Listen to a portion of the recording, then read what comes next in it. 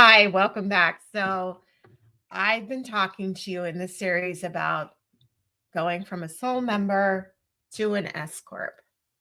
Um, this is the fourth video in this series, and I want to talk about now that you're an S-Corp, what are the great benefits of filing your taxes as an S-Corp and things you want to make sure you're doing.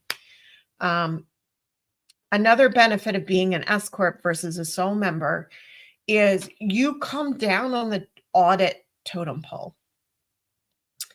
If you don't know me, I'm Audrey Faust. I'm a business financial coach, and I help women business owners empower themselves around the financial information of their business so they can grow, scale, become more profitable through financial strategies and mindset.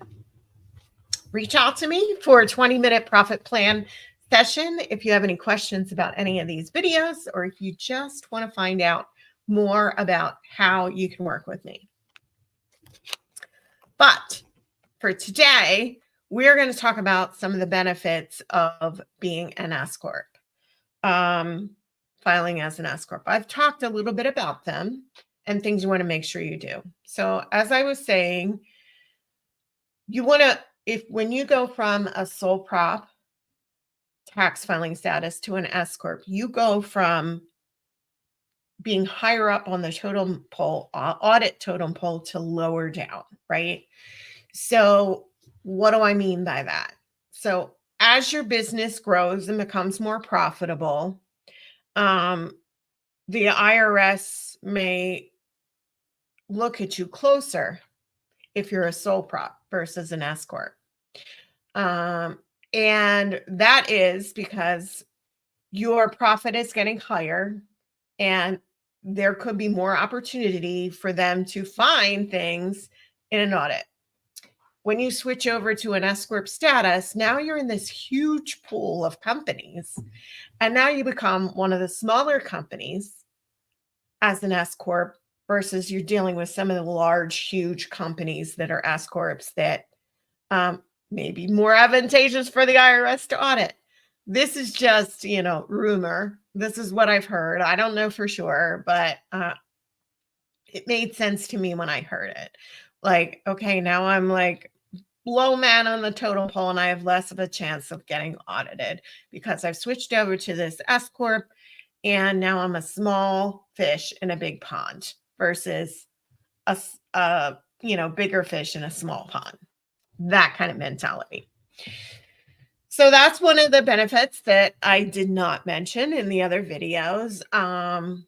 The other thing you really want to make sure you do is every single year you run a payroll and you are on it. I've heard of people either switching too soon to be an S-Corp and they weren't profitable, so they couldn't pay themselves on payroll, or they thought like, well, it doesn't make sense to pay payroll. One of the requirements of being an S-Corp is you need to pay yourself on payroll. You can't just decide to stop doing that. Another audit trigger if you do. So make sure you do the calculations and you're actually ready to move into that S-Corp status. And you're profitable enough and you think you're going to sustain your profit for the long term. Once you do it, you can't go back. Another thing I briefly touched on in the last video was rent. So as you grow bigger and you don't want to increase your salary too much, let's say your profit's now $300,000. Okay. Your net profit, kudos, right? You're like, well, do I have to pay myself $150,000 in salary? Not necessarily, right? What would you make at a job if you were doing your job somewhere else? Maybe it is 150. Maybe it's not. Maybe you want to make your salary just 100,000. So another way to reduce that profit so it doesn't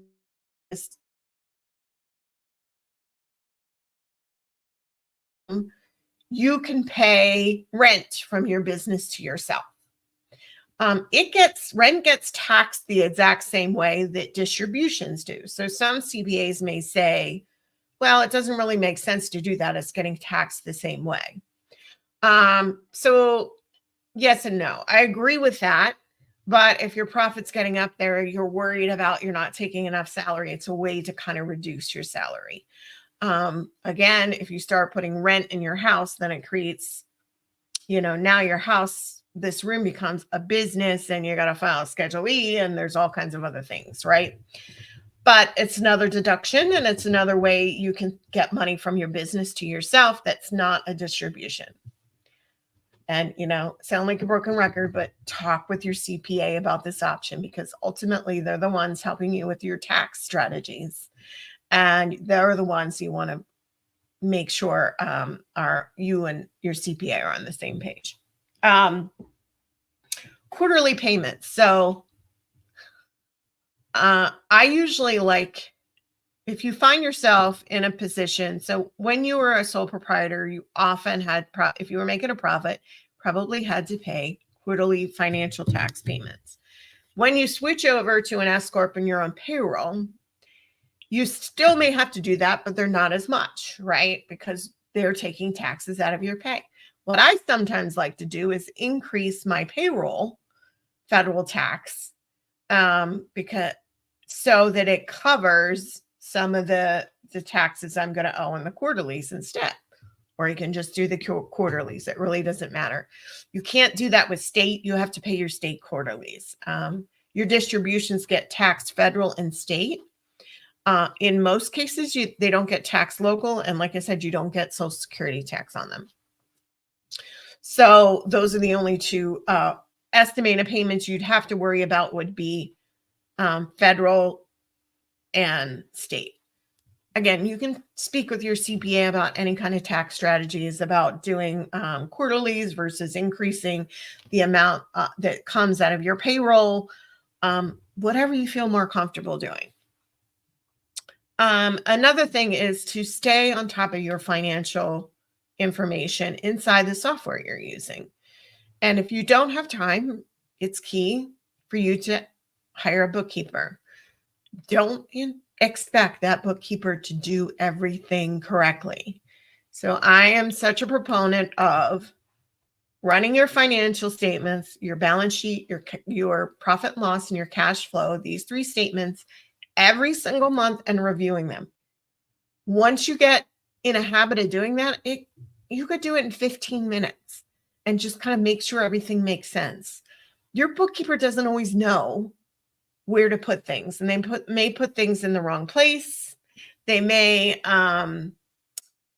put it in as a distribution. I've seen that happen.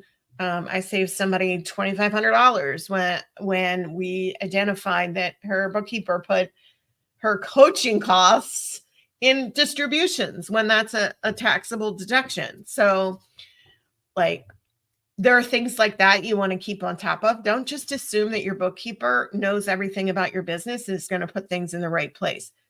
Don't assume that your CPA is going to catch any mistakes that your bookkeeper made because they're just doing your tax return. In most cases, they're not reviewing the financial information.